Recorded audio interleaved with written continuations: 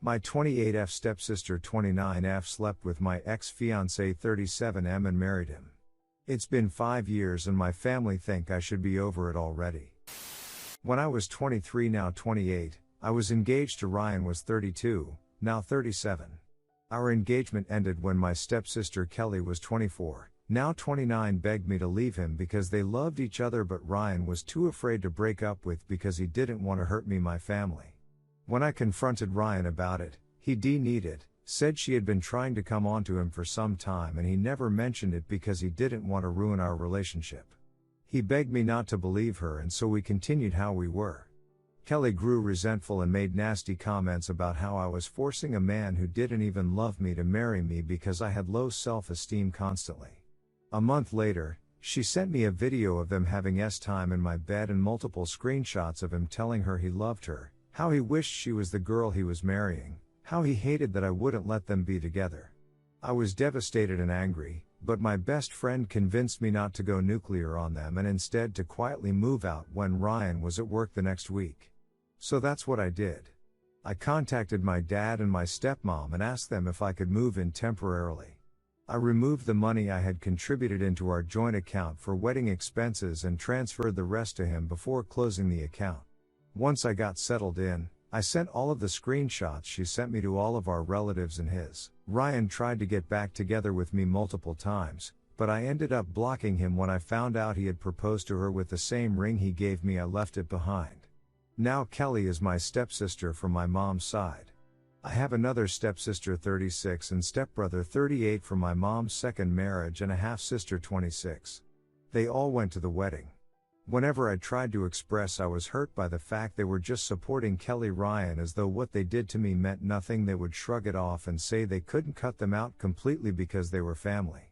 I haven't spent a single holiday with my mom's side since, neither has my older biological brother or sister. I only see my mom and half-sister when I invite them over to my place, as Kelly Ryan moved in with my mom and my stepdad a year after they got married. Our relationship is very rocky, but I've grown closer to my dad's stepmom and their children, an older stepbrother and 2 younger half-siblings, who have all been very supportive since this all happened, so it's not all been bad. On New Year's Day my boyfriend, now husband, proposed to me. We had a small engagement party which I invited my mom and half-sister to. They never turned up because I was excluding half of our family. I never invited my stepdad or stepsiblings because they were pretty hurtful when it came out that Kelly Ryan were sleeping together. They claimed it wasn't their fault I got in the way of true love and made me out to be some sort of vindictive Disney villain for being angry with them. We were planning to have our wedding ceremony this summer, but in late February my husband suggested we postponed until next year because he was concerned COVID would get worse and we would have to reschedule anyway. I ended up finding out I was pregnant a month before our original wedding date, so we had a courthouse wedding on that date with the plan to hold the ceremony next year. Only my dad's side of the family were aware of both the pregnancy and the wedding. My stepmom likes to knit, so she's been making some stuff for the baby. Recently, she posted about the things she had made on Facebook with a caption talking about how excited she was to have another grandchild soon. I was tagged in the post. I have zero issues with the post. I never told my family I wasn't going to inform my mom's side. It wasn't that I intentionally hid it from her, she just never seemed very interested in my life relationship, so I never brought it up. My mom called me an hour later to demand to know if I was pregnant and how she couldn't believe I hadn't told her she was finally going to be a grandmother.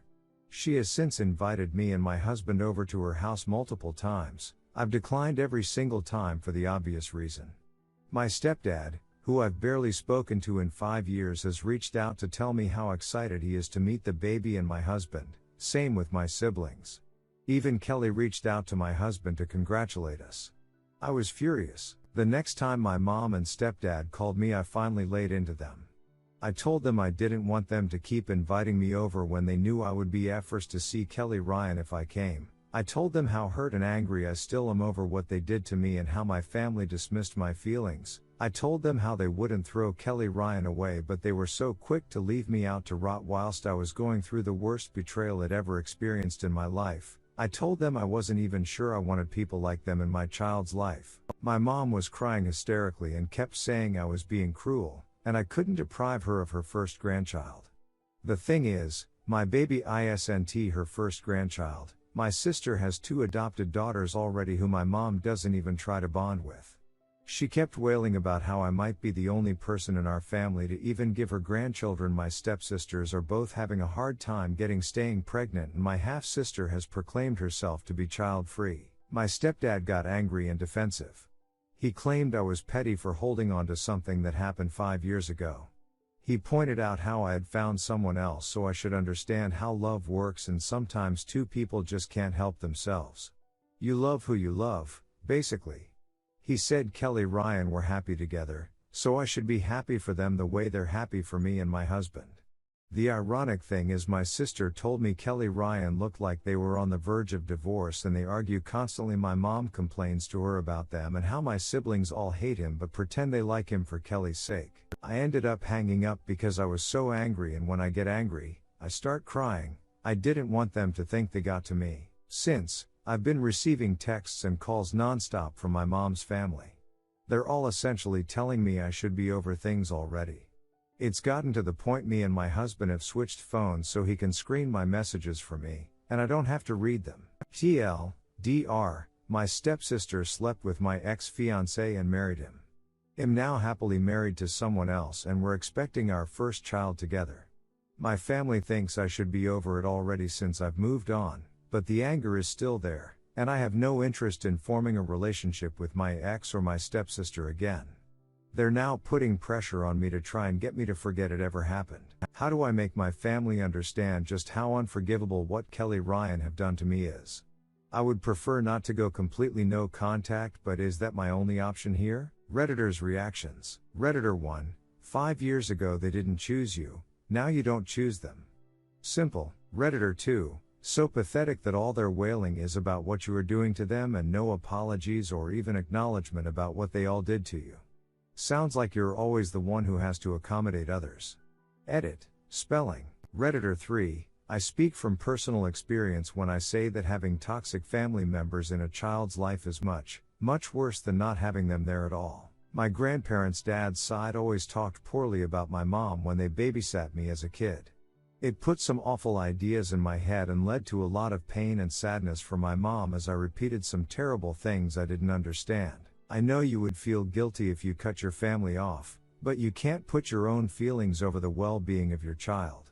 Letting people who very clearly don't respect you into your child's life is a choice you will almost certainly come to regret. Don't do that to your kid.